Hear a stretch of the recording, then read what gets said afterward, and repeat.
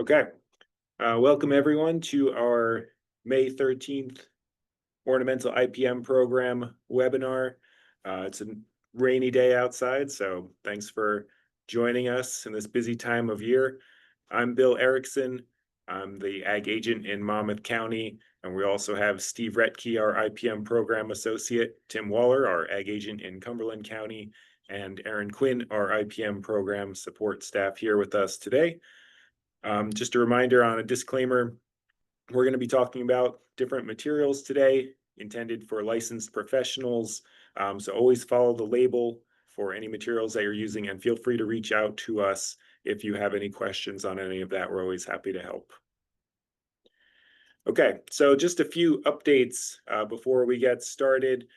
We've got boxwood blight alert coming up. So based on the time of year and the rainfall and humidity and temperatures, this is the US pest model for boxwood blight. So you can get that set up on your own, or check out our plant and pest advisory post. But you'll see coming up very soon, we're in a kind of a critical time for protecting against boxwood blight.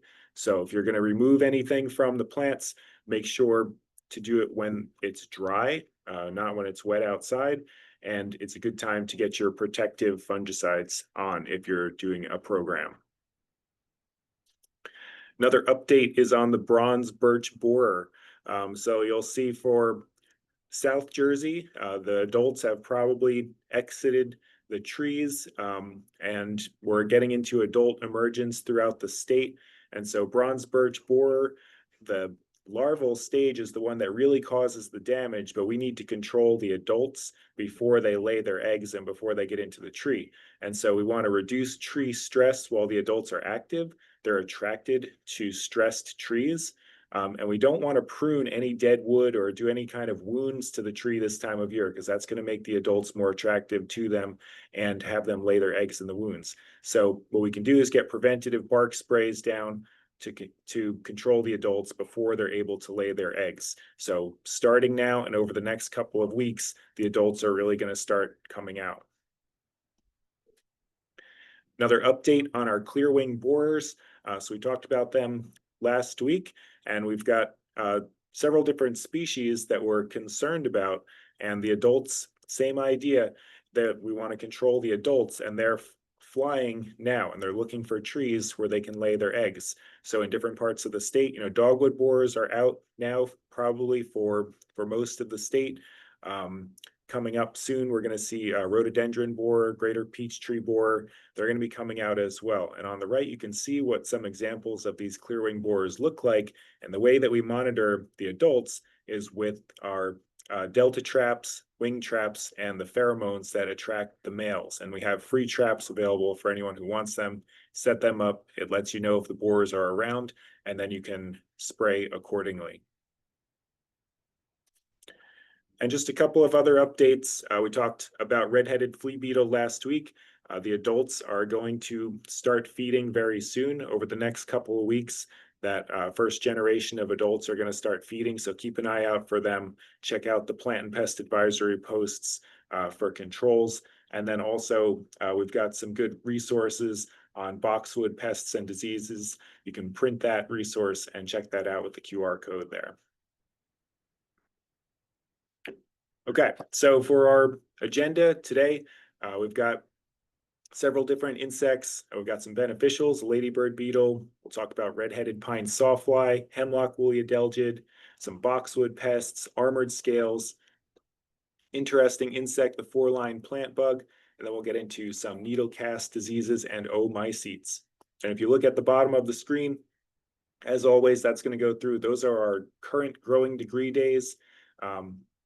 Northern New Jersey is about 280, Central New Jersey 370, and Southern New Jersey is about 460 growing degree days. And if you ever need a refresher on what that corresponds to and what that means, reach out to us or check out some of our plant and pest advisory posts on that topic. So we talk a lot about beneficial insects, and I wanted to start off today talking about ladybird beetles. And these can be a really important predator against a lot of soft-bodied insect pests. So especially aphids, and we start to see more and more of them, a good population of ladybird beetles can help to really enhance your control. And so there are things we can do to support their populations on the farms. And so one ladybird beetle can eat over 5,000 aphids in its lifetime, and that's significant. That's a significant impact. A lot of people are probably familiar with the adults look like for this insect, and we'll show you some more examples of other species and what the larvae look like. And it's not just aphids, but they're going to also eat spider mites, scale, whiteflies, leaf beetle larvae, insect eggs, and small caterpillars. So these can be a really good helper with trying to keep some of those pests under control. And there's lots of different species of ladybird beetles. So there's quite a bit of diversity. And you might just be looking for, the classic red with black spots that we all think of, but they can look a lot different. And all these can have those predatory beneficial effects. But what looks even more different and more unusual is the larval stage. So if you look at the top left picture and the bottom center picture, that is the larval stage of the ladybird beetle. And I bring this up and highlight it because if you see that, in the nursery or in the landscape, you might not think that that's a beneficial. That could look like an insect pest. They're kind of ominous looking, and they are kind of ominous for aphids. So if you look at that one in the bottom middle, he is chomping an aphid right there. And so they will actually consume quite a bit. The adults can eat about 50 aphids per day, and the larvae can eat up to 400 aphids per day. So they're actively growing. So they're pretty voracious. And so if we see these, they can be, really beneficial to help keep those populations under control. And in terms of some thresholds, research has shown that 50 to 1, 50 predators or 50 aphids to 1 predator is a good ratio that can be maintained for control. And so when you go out into, if you're scouting, if you're looking, doing your IPM monitoring, this is how it might look when you first come about to see it on a leaf. So if you look at the picture on the left, you can see some aphids there, and you see that one black speck there. It looks like a dark colored aphid. But if you zoom in with your hand lens, you look at the picture on your right, that's actually the larva of the ladybird beetle. And so this was something that we observed last night in central New Jersey. So that's the larval stage. They're out now, and they're out feeding on aphids. So there's some things that we can do to foster their populations, and you can allow minor populations of soft-bodied pests. So if the aphids aren't getting out of control, they can be a food source for the beneficials, especially if you're not going to be selling the plants from the nursery in that year. You can tolerate a little bit of soft-bodied insects to provide that food source to build up the beneficial populations. Avoiding broad spectrum insecticides that are going to take out everything, and then looking at shady areas of the farm. That's where the beneficials will likely inhabit. So thinking about, what we're spraying and when, trying to minimize those risks, we can do things to help support their populations, and then they can help us to be predators for the different pests, soft-bodied insects. Okay. So the first pest we want to talk about today, this is the red-headed pine sawfly. Now you may remember last time we talked about the European pine sawfly, and then the red-headed pine sawfly comes out about 2 to 3 weeks later. And so the larvae, that's what we're looking at here. They're actually immature wasps. So this is interesting, and this is important for controls, is that they're in the order Hymenoptera. So that's wasps and bees. They're not caterpillars, which are Lepidoptera. So totally different order of insects, and that influences our control. What's also confusing is that fly is in the name, and they're not a fly. So this is actually a wasp. So those larvae are going to come out and feed about this time of year, and they feed in a colony, and they get onto the tips of many different conifer species, spruces, cedars, larches, and most of our pines that we're growing they can affect as well. So here we can see some different impacts and some things you might observe in the field. On the left there, that's the pupal stage. An adult will actually emerge from the one that you see on the top left. And then to the right of that, where you see the needle with those little bulges on it, that's where the female has laid her eggs in the needle. And so if you're going out and you're scouting and you see those little yellow discolorations on the needles, that's where eggs have been laid and the larva may hatch out of there. So you could look to those areas. And you'll see kind of like, almost looks like dried up, twisted, browning needles at the tips. And part of that is because the young larval stages, their mouth parts are so small that they can't eat the whole needle. So they just consume the outer edges of it. And then so there's a brown and twisted needle remains. So look for some of that damage when you're scouting. And then of course you'll see the larva in mass if they are present. So there's some things that we can do. There are, birds will consume them. There are parasitic wasps and some other natural predators. As always, reducing plant stress is going to make them less susceptible. If you have large infestations and you can target them, you can handpick them out or shake them off into a bucket of soapy water. Contact materials are also effective, but some of the biorationals, spinosad, the spinosins, those can be really effective for reduced risk biorational material that can work well on this. The soaps and oils, when their larvae are young, could be effective, but not so much when they get older. And then BT, which is a great product for controlling caterpillars, right? Lepidoptera is not going to be effective. So this is a different order of insects. These are wasps, wasp larvae, and BT is not going to work against them, even though they look like caterpillars. Okay, next up, we also have the hemlock woolly adelgid. And what we have there is a picture of the adult, and we don't often really observe or look at the adult. We think of the the crawler stage, the larval stage, and we'll take a look at those coming up. And so these will emerge. The eggs will hatch into the larval stage, kind of in a progression throughout the season, and we see that in our growing degree day range up top. So we're probably at about 50% egg hatch in central New Jersey, a little more in South Jersey, a little less in northern New Jersey, and that's going to progress throughout the season. So we'll see how that comes, what that looks like. And these can affect our hemlocks and also spruce trees and conifer production. So this is what we usually see when we're looking at hemlock woolly adelgids. You can see the larval stage at the base of the needles, and that's where you're going to find them.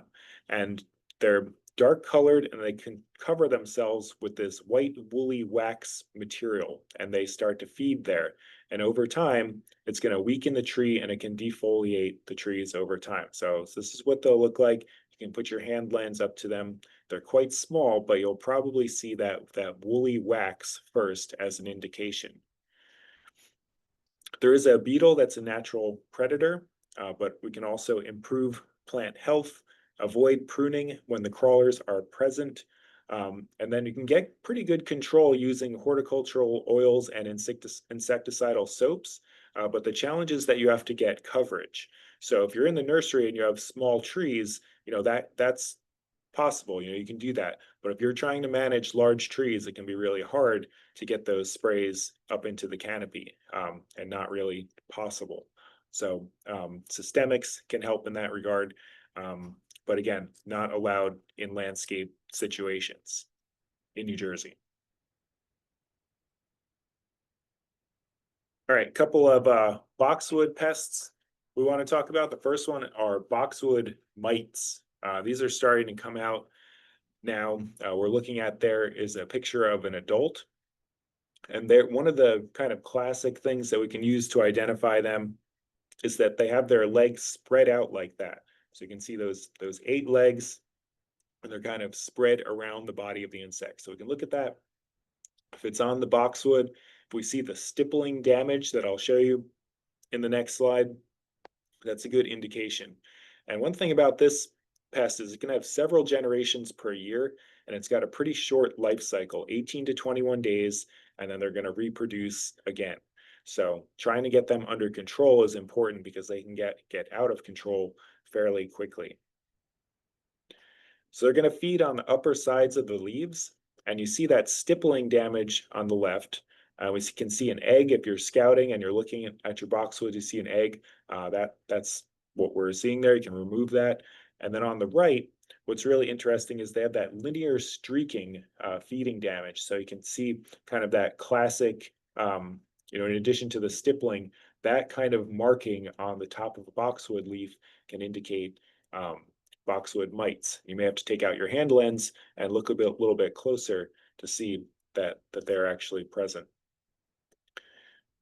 So our ladybird beetles are a good predator. Also lacewings, which we're going to talk about next week, and some predaceous mites. So there are some beneficials that can help to keep this under control.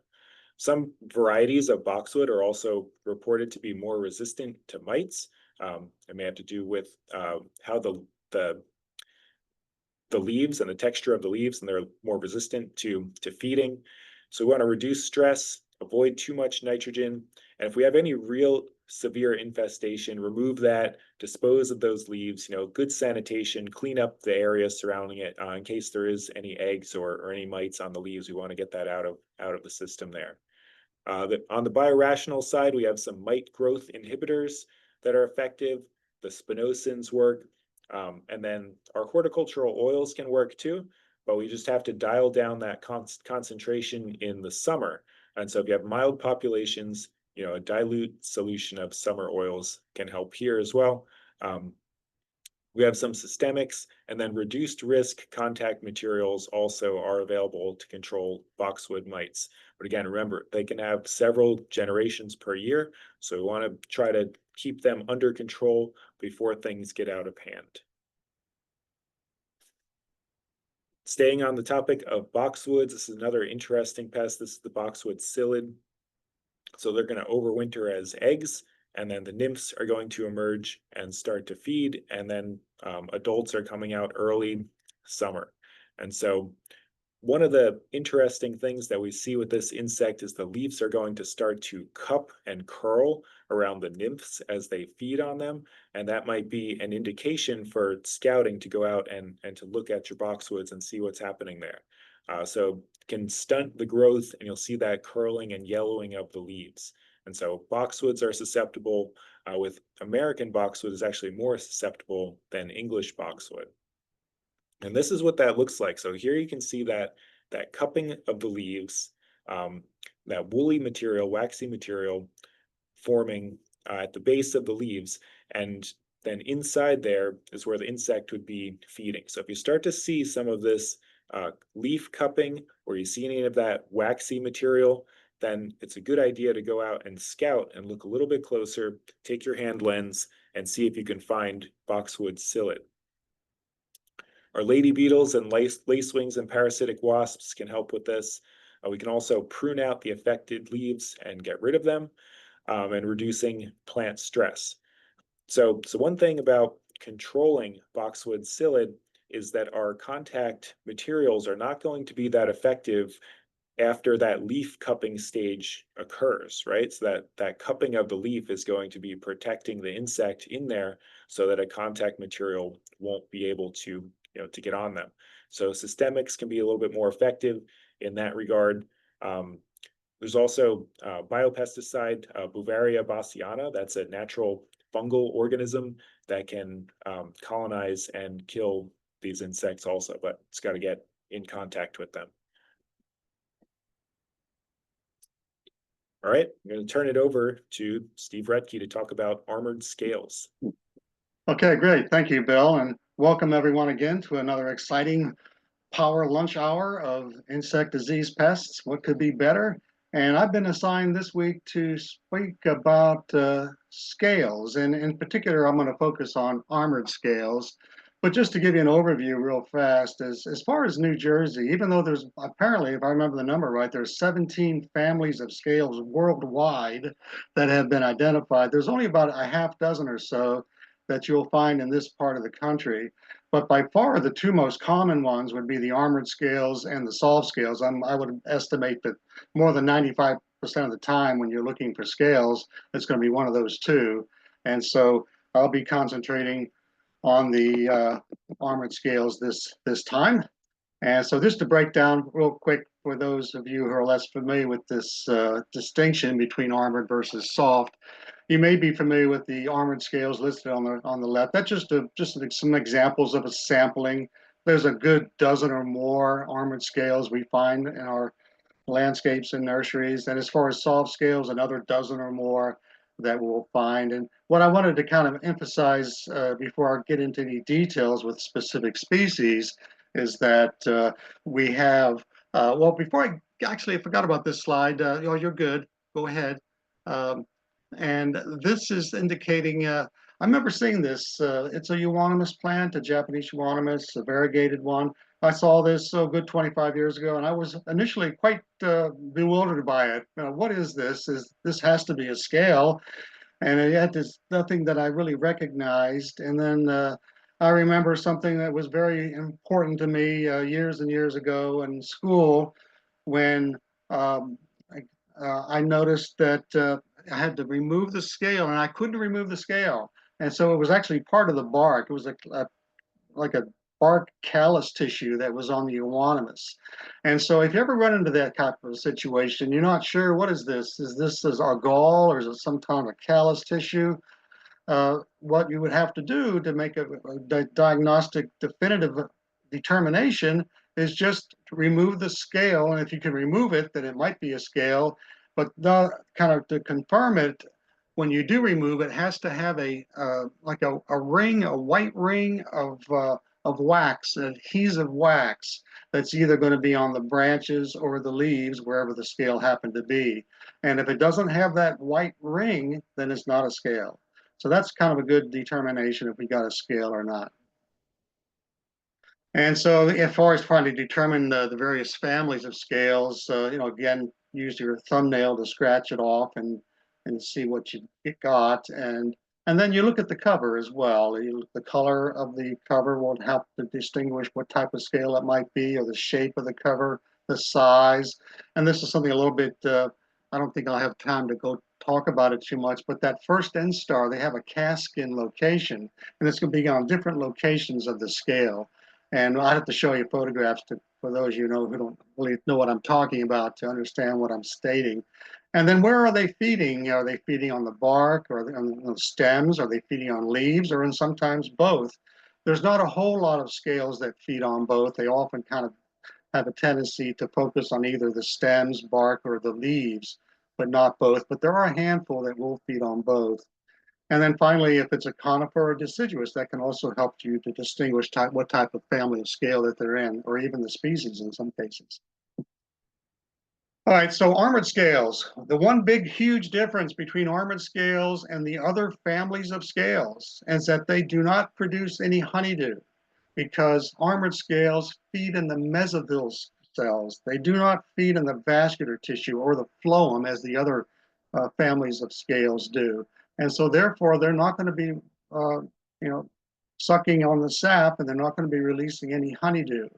And they're feeding in the cells themselves, removing chlorophyll and so forth, and cell contents. And they cause a lot more damage as well than the other scales for the most part.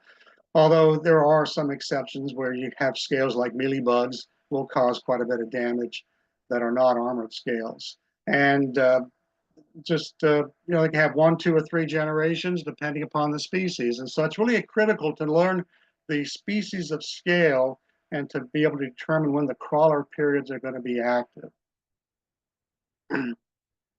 And this is where you can turn the scale over. Another difference between armored scales and the other families of scales is that you can remove that waxy cover. It's kind of curious what they do is, as they feed, they initially have crawler periods where they're exposed and are easily controlled at that point. And so that's why you want to target the crawlers.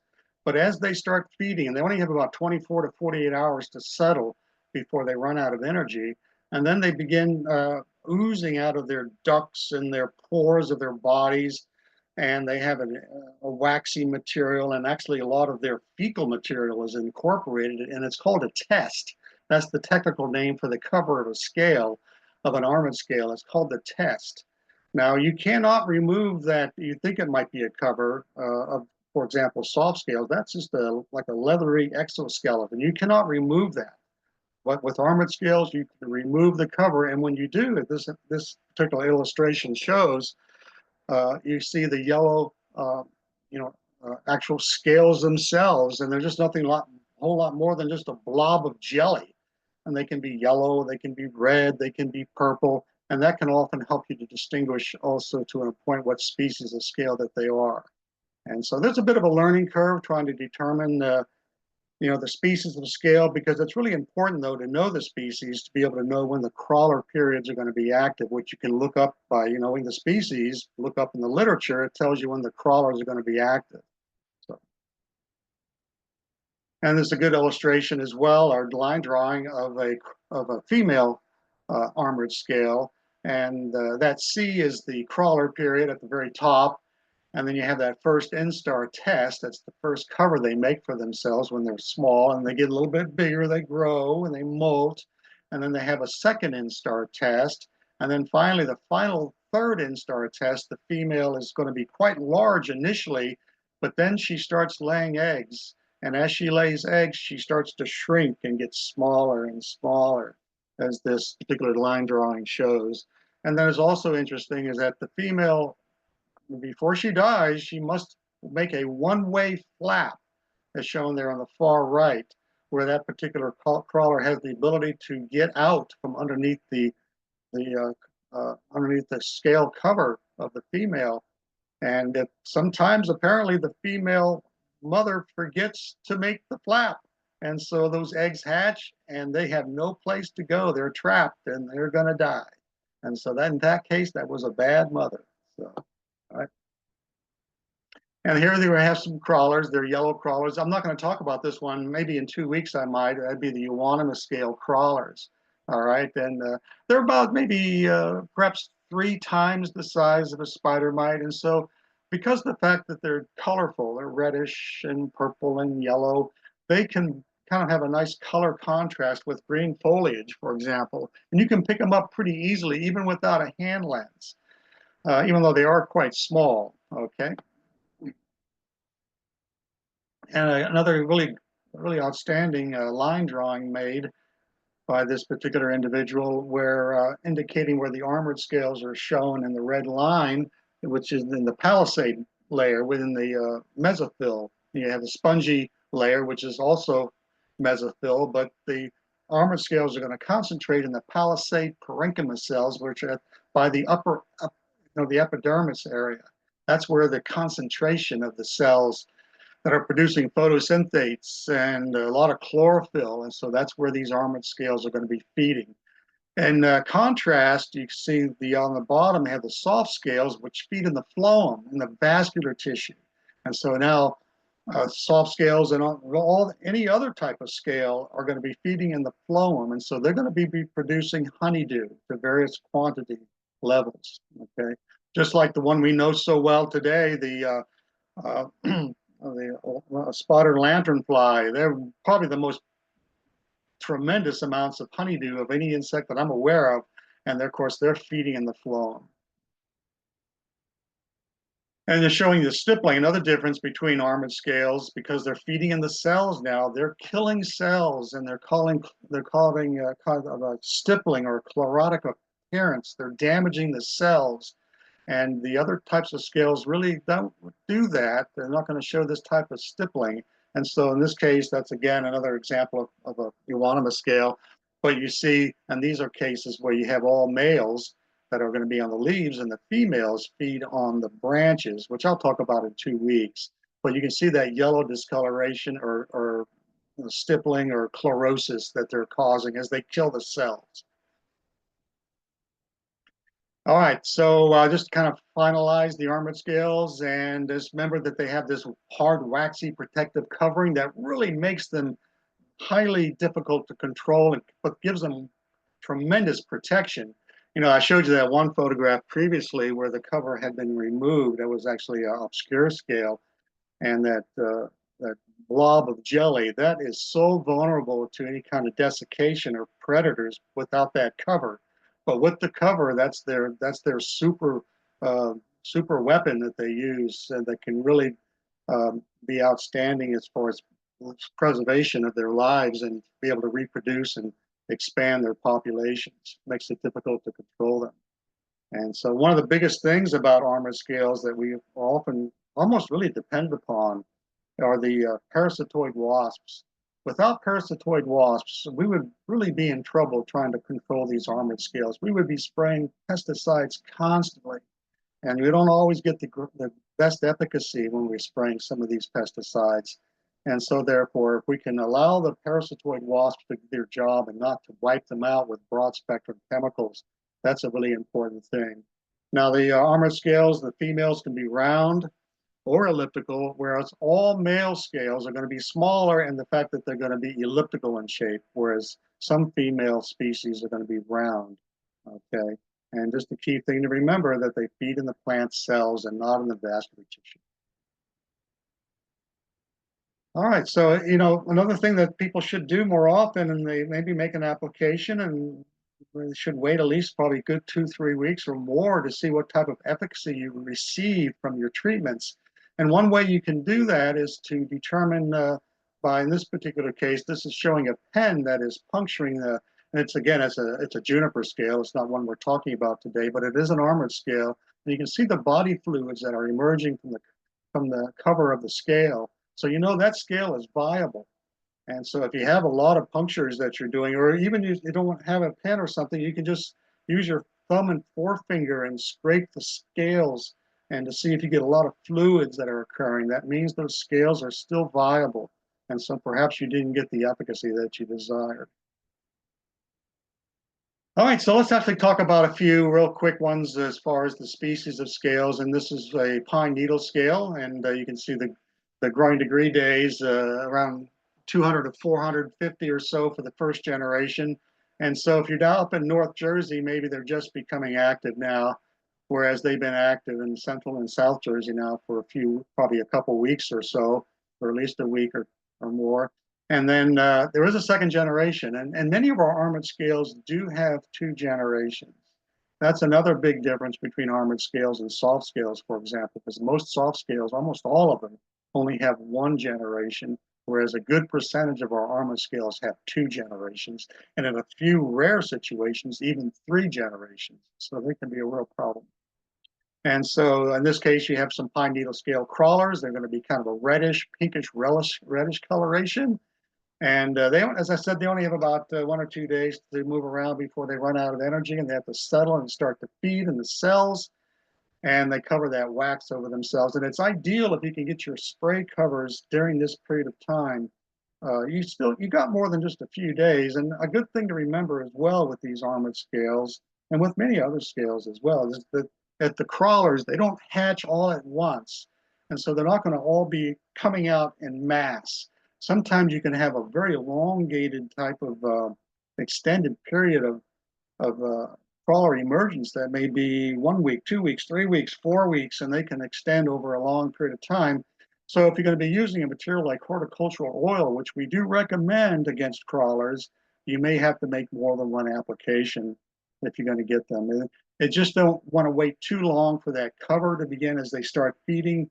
It takes, I don't know quite how long, perhaps a good week or 2 before that cover becomes surrounding them and it becomes thick enough where they can become less effective with our chemicals. We try to get them before they form that cover.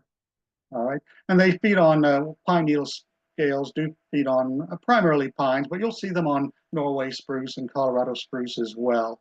But you can see some of the pine species that are listed there. You find them quite commonly. All right, so it's showing you extreme infestation there on the far left. I tell you, I've heard like anywhere between 7 or 8 or 9 or so pine needle scales on a single needle is enough to cause some symptoms. And in this particular case, you had a few dozen on each individual needle. That was an extreme population. Up there in the center and then the top, you have some eggs.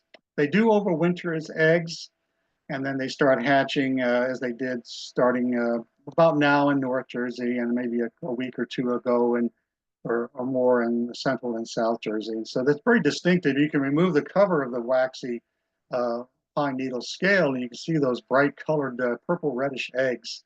There's not a lot of them. Another good thing about armored scales for their reason why they don't have a lot of eggs compared to soft scales is because they have such a good chance of survival, whereas because of these waxy covers they produce.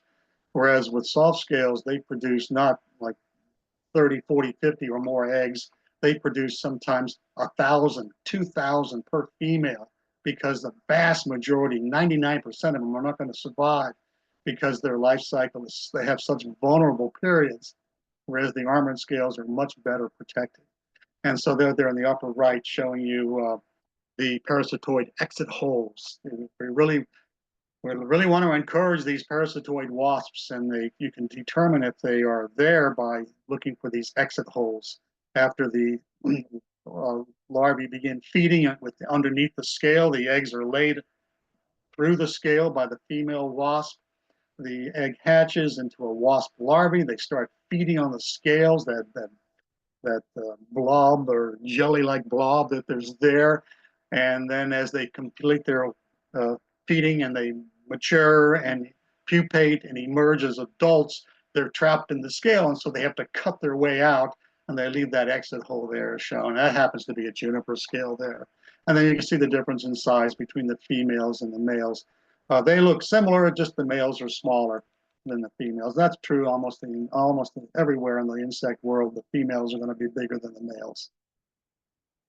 And I don't know how well this can be seen, but that was an extreme infestation as well of a mugo pine with pine needle scales. And you can see that that center area where you have a lot of discoloration and yellowing that has taken place. This, by the way, was at a median strip between right next to a parking lot and a road, and it was really dusty in that area. It was droughty. The pine needle scales were able to survive very well, and there were very few parasitoid wasps because wasps do not like dust. They cannot tolerate the dust, and so therefore they weren't be able to do much to help control these pine needle scales. And so I probably have time just for one more, and I want to talk about, this is probably an important one to kind of finish up with, and that's the elongate hemlock scale. A lot of people just call it by its genus, which is Fiorinia. And that has 2 generations a year. The first one is occurring about now in central New Jersey.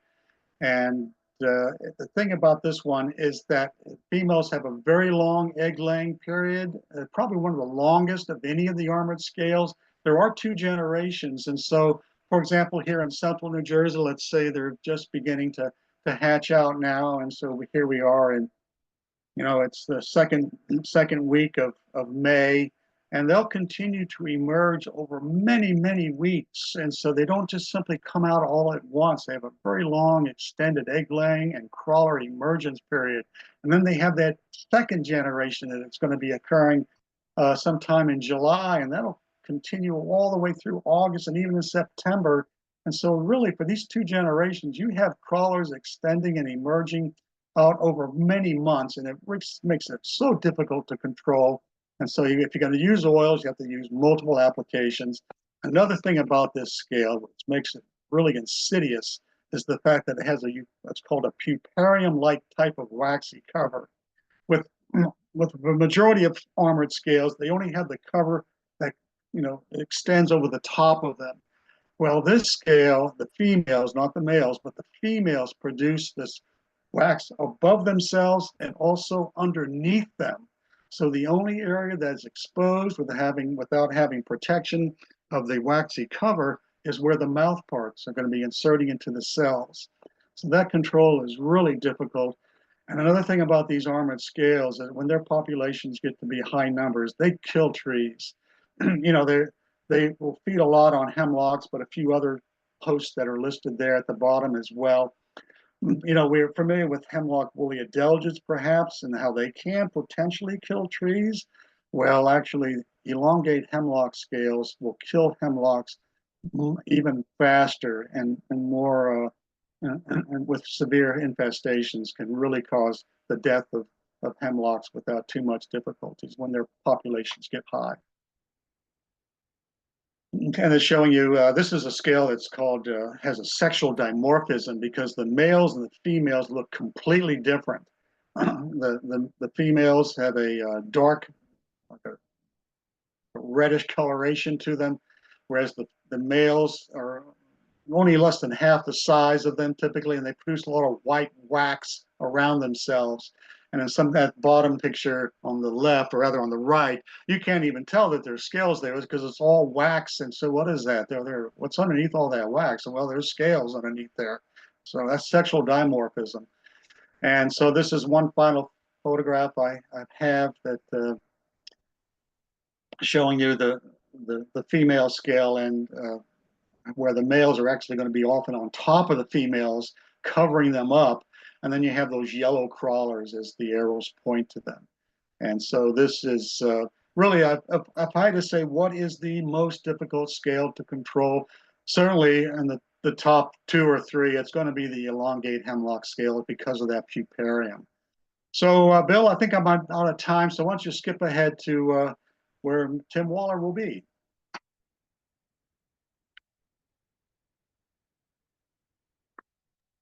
All right. Well, hello, everyone. Tim Waller down in Cumberland County. So I'm going to be talking about one insect before we move into some of the diseases.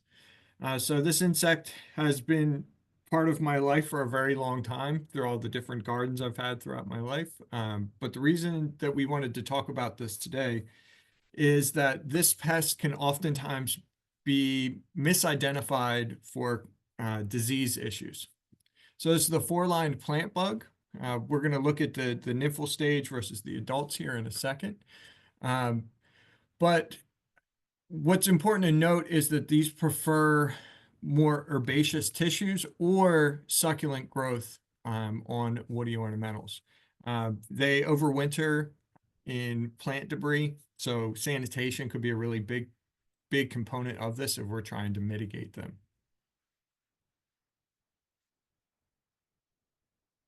All right, so here we're seeing the different life stages. We've got the nymphal form over on the side here. We've got a later instar on the left side of the screen, I guess. And we've got the adult for which the insect is named.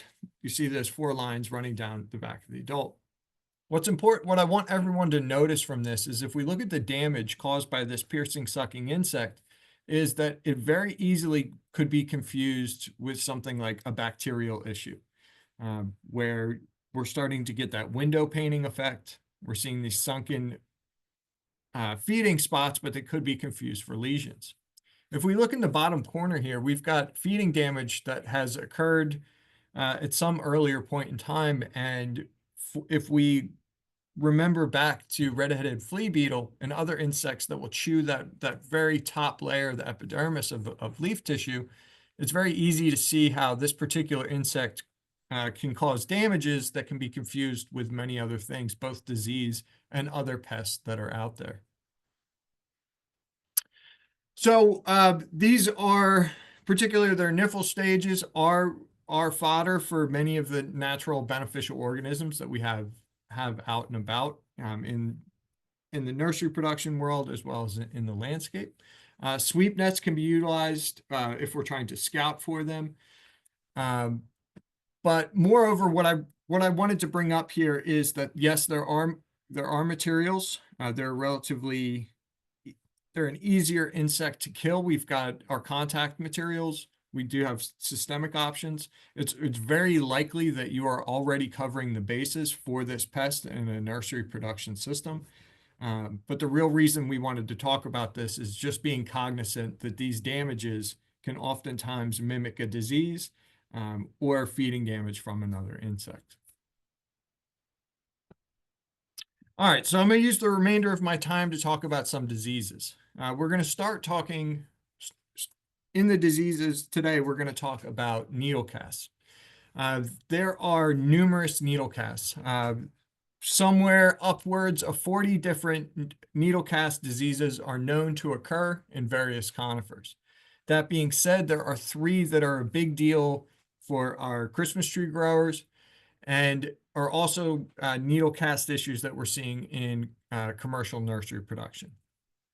So the 3 that we're going to talk about today are rhabdocline, rhizosphaera, and Swiss needle casts. What's important to note about these is that stress trees are more likely to be severely symptomatic prolonged exposure to these needle cast diseases. If a plant is constantly losing its photosynthetic area, it can lead to plant death, and it makes it much more susceptible to other diseases like Phytophthora that we're going to talk about in a few minutes here, where they're not able to withstand these regular stressors. But as we're going to see, looking at the different examples here, the new growth is what is being actively infected this year. And that's what all of our sprays are geared towards, is protecting that new growth. However, we will not see the damages for that until either the next season or in future seasons.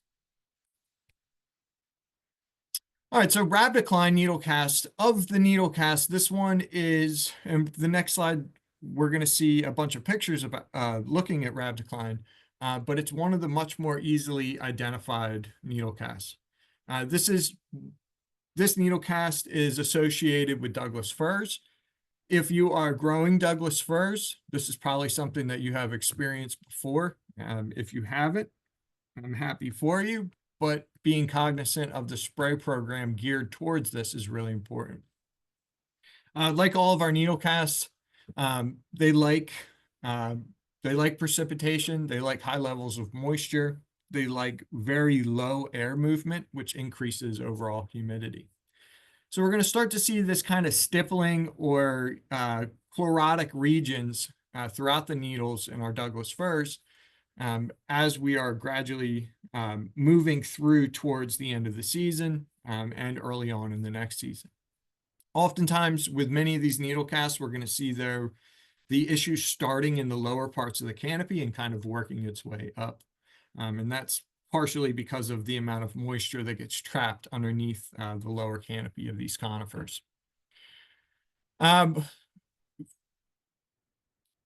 With these needle casts, most of them are producing spores right as the new growth begins to come out. And what's happening there is that the plant tissue that's been infected the prior year is rupturing, and there are spores coming out that then can get moved onto the new areas. So this is kind of that stippling damage that I was talking about. So I guess I'll draw our attention first to the left side of the screen where we've got all that stippling.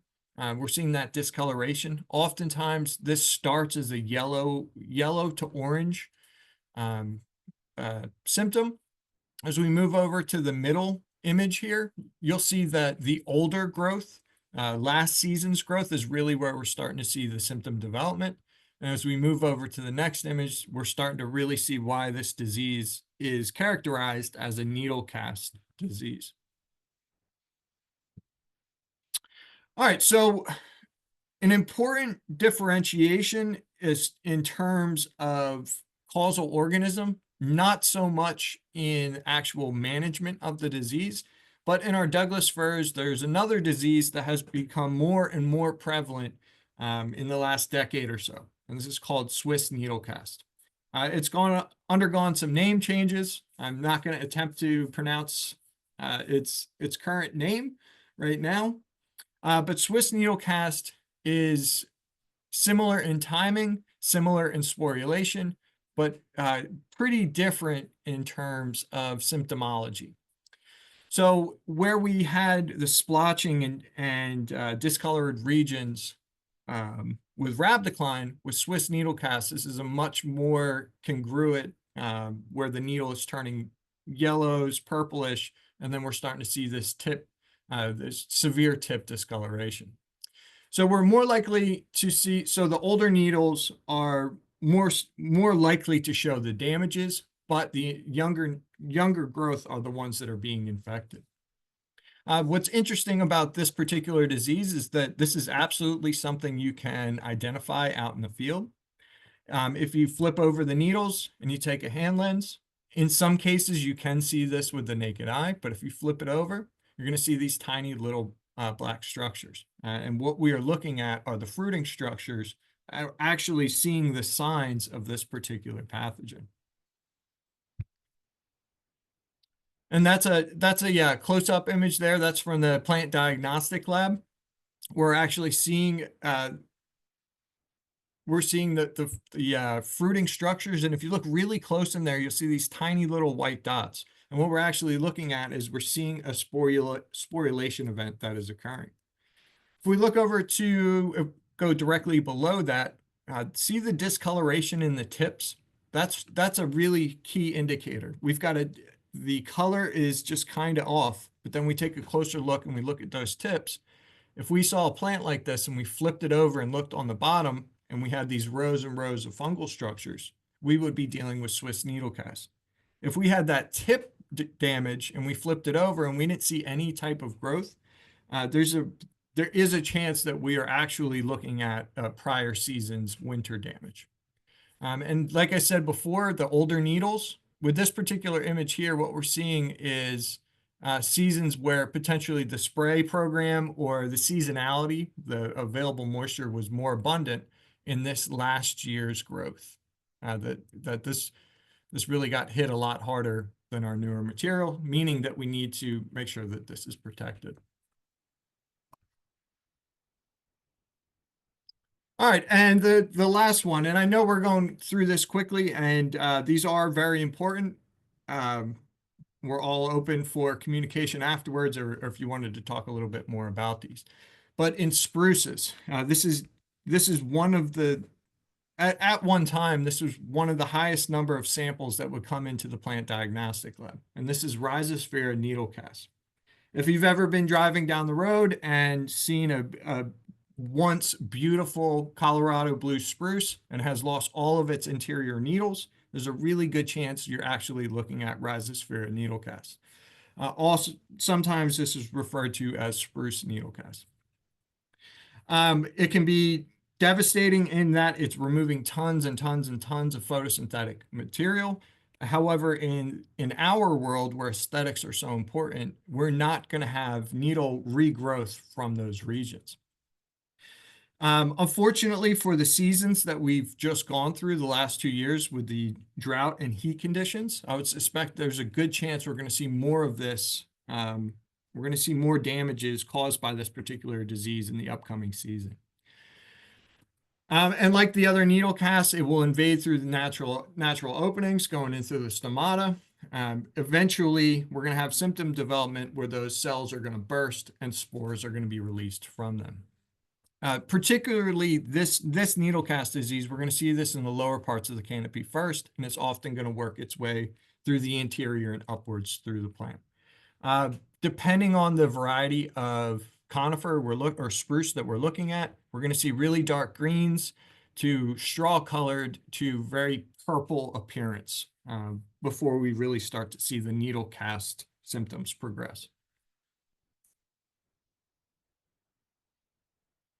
And that's, yeah, there's just a couple more images here. So we're seeing that we're starting to see material that spores coming up through here. With many of the needlecasts, these are ascospores.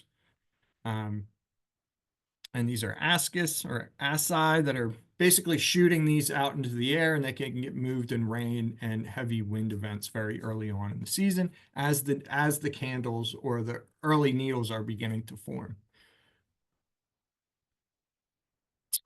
All right, so when it comes to needlecast diseases, we are not going to be able to control issues that have happened previously. We aren't going to be able to stop infections that happened the year before. However, what we need to do is protect our new growth. Material that was infected last year will be sporulating this year, and it will lead to infections of this new material or of this new plant growth material. So when it comes to spray applications, we really want to get started as our candles or our new growth is beginning, whether it's half elongated, some reports say at half-inch elongation of that region. Our second application, very much depending on the disease pressure and the amount of precipitation, this could be 10 to 14 days later in high disease incidence timings, or it could be 2 to 3 weeks later. We're going to continue these applications every 2 to 4 weeks, depending on those conditions. And depending on the needlecast, this is going to be a total of 3 to 5 sprays. with many recommendations citing that if you're dealing with Swiss needle cast, that you have an additional application of a material. Just be mindful though, rotation is always valuable, and be mindful of how much active ingredient you're allowed to use on a per acre basis. It's also very important to note too is if we are not getting good penetration into the canopy, we are not getting a good uniform coverage of our fungicides, we are setting ourselves up to have spots where we're going to miss our ability to control this disease. And I know I'm doing this slide a little backwards, but the materials, chlorothalonil is one of the heavy hitters in the needle cast management toolbox. There are many other materials. There's some really good single site materials that could be used in combinations, but chlorothalonil is the heavy hitter when it comes to managing our needle cast issues.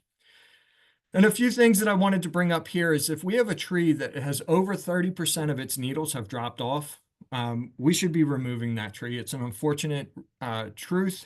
You may be able to manage it in some cases, but once we lose those needles, we're not going to get them back. On the nursery side of things, aesthetically, this is not a viable, saleable item. And on the Christmas tree side of things, you may not be able to sell this in a couple of years' time. So yeah, there's more information, and I'm going a little quick because I also want to touch on Phytophthora here too. All right, so when it comes to one of my favorite words, oomycetes, what I'm specifically talking about in this case are our root oomycetes. Note the downy mildew, we're going to cover that next week. We're going to talk about downy mildew versus powdery mildew. But for the intent of what I'm talking about here, we're talking about Pythium, Phytophthora, and then a term you may not have heard before, but Phytopythium. It walks and talks like Phytophthora, but it's more genetically related to Pythiums. And that's a whole avenue of research that we've been working on. What's really important to note, though, that these pathogens are not fungi. Therefore, most of our fungicides will not work for them. They've got some serious differences in their biology, and they also have mobile spores, and these are called zoospores. They're basically little heat-seeking missiles that are tracking root exudates. So they kind of sniff out roots, and they'll be able to attack them. So if you see this word in publication, I like to use this because it differentiates from fungicides. We have oomycides. These are materials specifically designed for this group of pathogens. This is a really hard slide to make for all the different plant species that we deal with. So I tried to generalize here. This applies to our conifers, to our ornamental stock.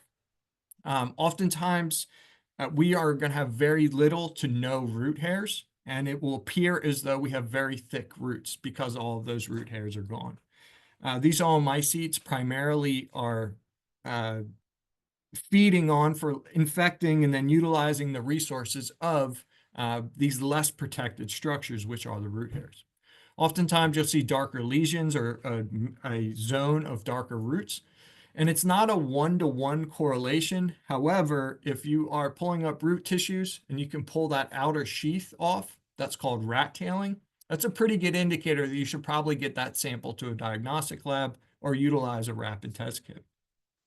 And I will just throw this out there. If you're trying to prepare a sample, do not pull the plants directly out of the soil, whether that's in a container or the field, because you are going to remove the diagnostic roots that you need to utilize to figure out what's going on. And oftentimes they are very brittle and they will break easily once they begin to dry. In production, Phytophthora, Phytopythium in general, in our more woody materials, they can range the gamut where we'll have stunted growth. This is a pretty classic symptom of rhododendrons. We're getting that zoned leaf curl. We'll have zone death in different conifers. One thing I have noticed, though, compared to whether it's our needle cast or other foliar issues, that when a plant dies from Phytophthora, oftentimes the leaves, needles, etc., stay attached to the plant. This can be a good diagnostic feature. And feel free to ask more questions and we can talk about this a little bit more. So, however, compared to Pythium, though, Pythium can absolutely kill plants outright. However, Pythium, I kind of see Pythium as Phytophthura's little brother. It can be devastating and destroy plants, killing plants outright. However, oftentimes, if we're seeing zones of a production area where we're starting to see much smaller plants where they look pretty much okay, but they're incredibly smaller compared to some of the other plants in production area. This is definitely a case where I would start to look for Pythium. Pythium is also going to feed on the roots, and by and large is managed in very much the same way as the other oomycetes.